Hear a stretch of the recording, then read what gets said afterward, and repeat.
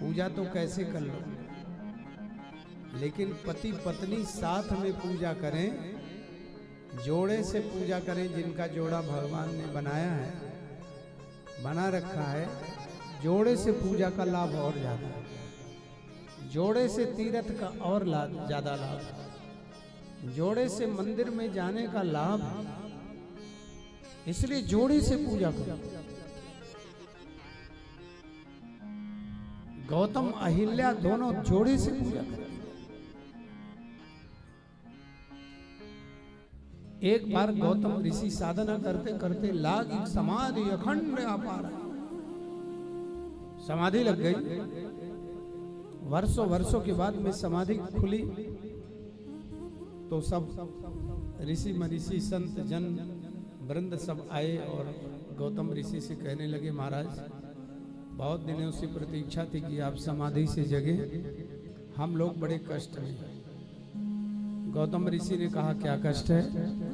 कहा, महाराज जल नहीं है, अवर्षण है, वर्षा नहीं हो रही, तो आप साधना करिए कि वर्षा हो। आप कुछ ऐसा उपाय करिए कि बरसात हो।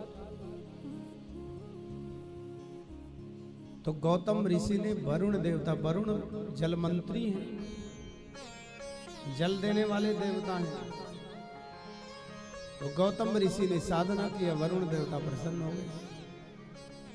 वरदान मांगो तो वरुण देवता से गौतम ऋषि ने कहा, जल वृष्टि होना चाहिए। अब कहाँ आए, कहाँ सरके, जगह हो तब न सरके, जहाँ जिनकी जगह हो बैठा दो।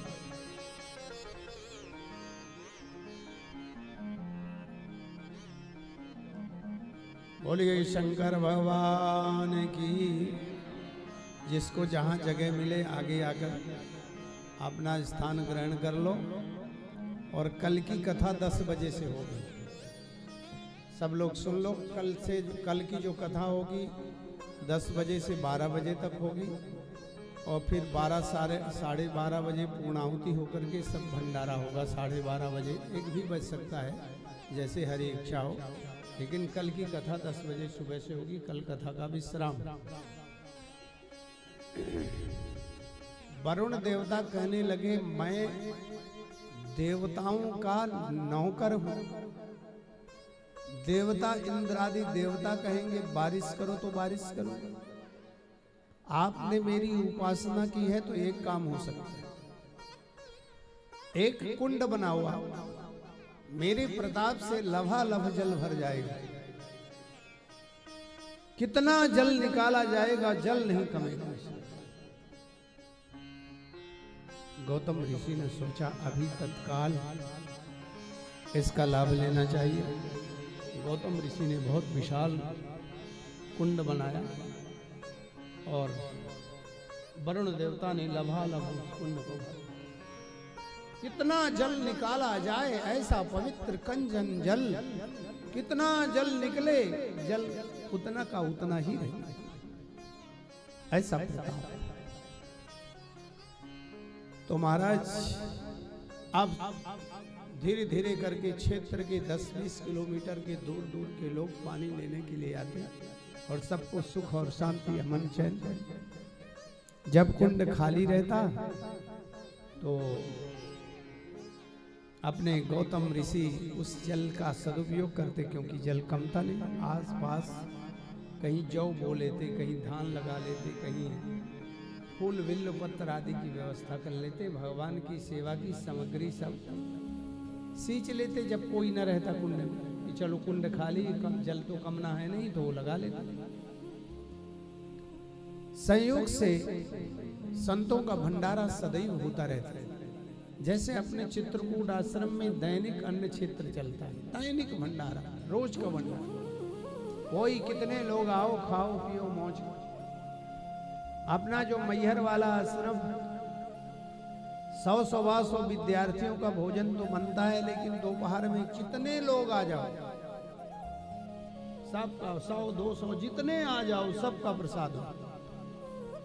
आश्रम में स्वाभाविक रूप से अपने आश्रमों का नियम है और हर आश्रम में, चाहे हरिद्वार हो चाहे वृंदावन, यात्री हैं तो यात्रियों को भाई कमरे का तो कुछ ना कुछ मेंटेनेंस चार्ज नहीं देंगे तो व्यवस्था नहीं बनेगी, लेकिन भोजन प्रसादी सब जगह निःशुल्क फ्री थी। गौतम ऋषि ने भी भंडारा किया।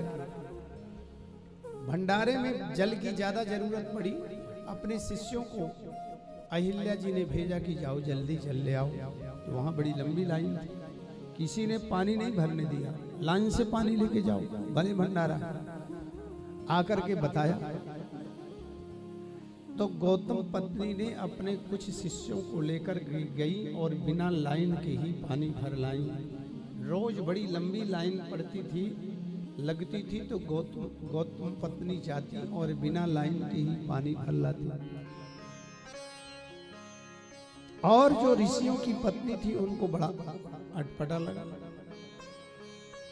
और अपने अपने पतियों से बताया कि गौतमानी जी तो कहती हैं, गौतम पत्नी तो कहती है हमारे पिताजी ने ये कुंड, हमारे पति ने ये कुंड बनाया है, हमारे कुंड में पानी भरने के लिए मत आया करो। नारी स्वभाव। कुछ दिनों तक जब लगातार ये शिकायत ऋषियों को मिली तो ऋषियों को लगा इकट्ठा हुए ऋषि, ये तो गलत है। लेकिन गौतम पत्नी ने कभी ऐसा कुछ भी नहीं कहा, अकारण दोषारोपण लगा दिया मातृशक्तियों ने। तो क्या करना चाहिए? तो ऋषियों ने गणेश जी की साधना की सब मिलकर के, और जब गणेश जी की साधना की तो आपके महाराष्ट्र में गणेश जी जल्दी प्रसन्न हो जाते हैं, यहाँ गणेश जी की पूजा भी जल्दी होगी। अब वो गणेश उत्सव कुछ दिन में आएगा। बोलिए गणपति भगवान की।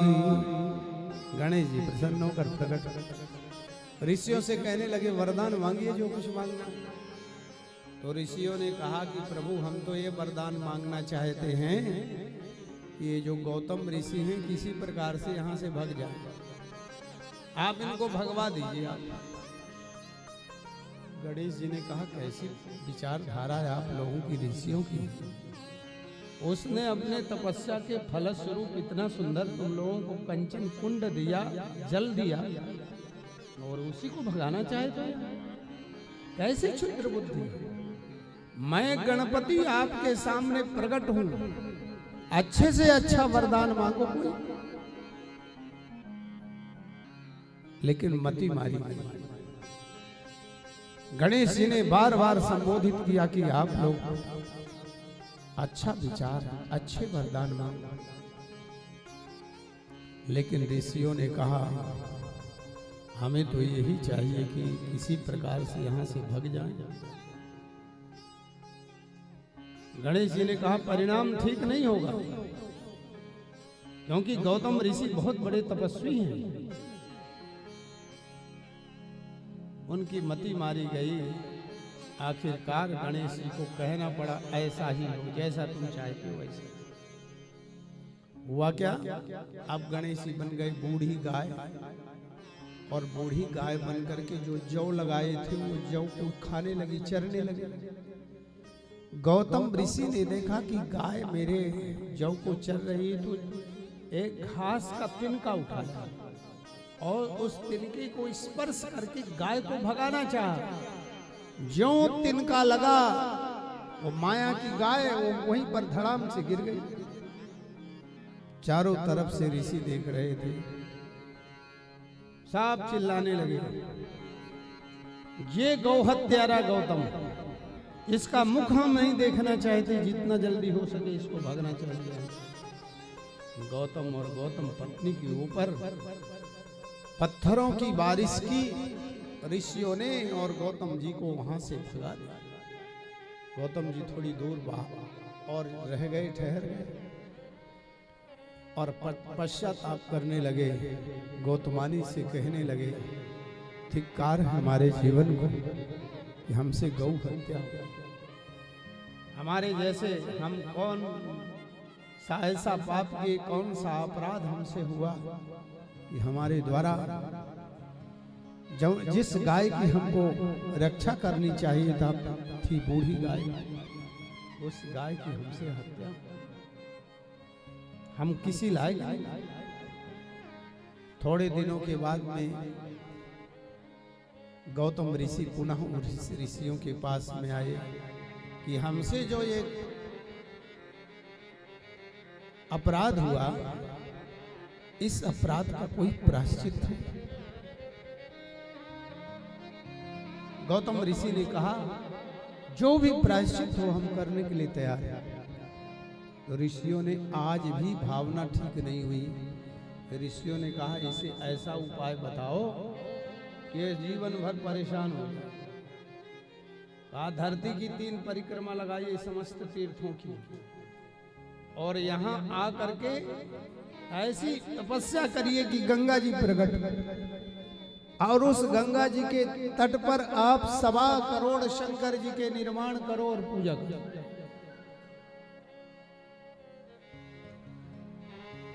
दोनों पति पत्नी तीसरे को सम्मिलित नहीं करना है, ऐसा उपाय बताया। लेकिन गौतम ऋषि ने उसे स्वीकार कर लिया। और गौतम ऋषि ने नंगे पांव धरती की परिक्रमा की, गौतमानी जी के साथ में, गौतम पत्नी के साथ फिर आए। गंगा जी की प्रार्थना की, गंगा जी की तपस्या किया। तो बोलिए गौतमी गंगा की जय हो। गंगा जी प्रकट हो, फिर शंकर जी का निर्माण करना शुरू किया। 1.25 करोड़ शंकर जी पूरे हो गए पूजते पूजते। तो भोले बाबा प्रकट, भगवान शंकर प्रकट हो गए। हर हर महा, बहुत प्रसन्न है। शंकर भगवान कहते हैं गौतम वरदान मांगा। गौतम ऋषि ने कहा प्रभु वरदान यही चाहते हैं कि हमसे जो अपराध हो गया गौ हत्या का, इसे दूर कर दीजिए। शंकर भगवान ध्यान लगाए, कहा तुमसे तो गौ हत्या हुई नहीं, वो माया की गाय थी। गणेश जी मेरा बेटा गाय बना था बूढ़ी। कहा गाय तो, गौतम ऋषि कहते गाय तो गाय। शंकर भगवान कहते तुम्हारे अपराध को हमने क्षमा कर दिया, इन ऋषियों को कठोर दंड देंगे, इन्होंने तुम्हारे साथ में छल किया। तो गौतम ऋषि ने कहा नहीं प्रभु, नहीं, उनको दंड नहीं, उनको सद्बुद्धि ज्ञान दीजिए। मेरी प्रार्थना है, मेरी तपस्या से उनको सद्बुद्धि और ज्ञान दीजिए कि उनकी भावना बनाइए, वो आपकी आराधना करने लगे, उनके अंदर का जो कारिक है वो नष्ट हो। क्या हम कितनी भी बहुत बार पूजा पाठ करने के बाद, तपस्या करने के बाद में मन में ग्लानि, मन में किसी के प्रति भावना ठीक नहीं। पूजा पाठ का तात्पर्य है कि हमारा मन निर्मल होना चाहिए, हमारा मन सबके प्रति विशुद्ध होना चाहिए। हम भजन कर रहे हैं और किसी के प्रति ईर्ष्या, द्वेष, कपट, छल, प्रपंच, ये थोड़ी पूजा का स्वभाव होता है। पूजा समत्तम योग उच्यते, समत्त भाव सभी का करना। काले वर्षत पर्जन्यः पृथ्वी सस्यशालिनी, राष्ट्रोऽयं क्षोभरहितः, सर्वे सन्तु निर्भया, सर्वे सन्तु निर्भया।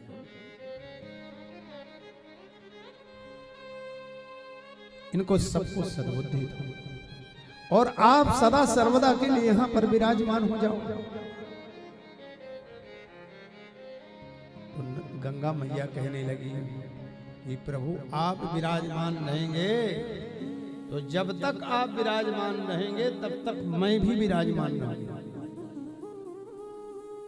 तो उत्तराखंड वाली गंगा के अलावा हमारे भारतवर्ष के एक जगह नहीं, अनेकों जगह गंगा का, वही गंगा का प्रागट्य हुआ है। कोई अलग अलग नाम से जिसने प्रकट किया उसके नाम से। चित्रकूट में गंगा को अनसुईया जी ने प्रकट कर दिया। अर्जुन ने वैष्णो देवी में बाण गंगा को प्रकट कर दिया। गौतम ऋषि ने खुतबी गंगा को, भगवान कृष्ण ने मानसी गंगा को प्रकट कर दिया। गोवर्धन इस प्रकार से भगवान शंकर वहां पर विराजमान हैं। और जैसे आजकल वो काल सर्प योग और पितरों की पूजा के लिए आप लोग त्र्यंबकेश्वर महादेव की दर्शन करने जाते हैं।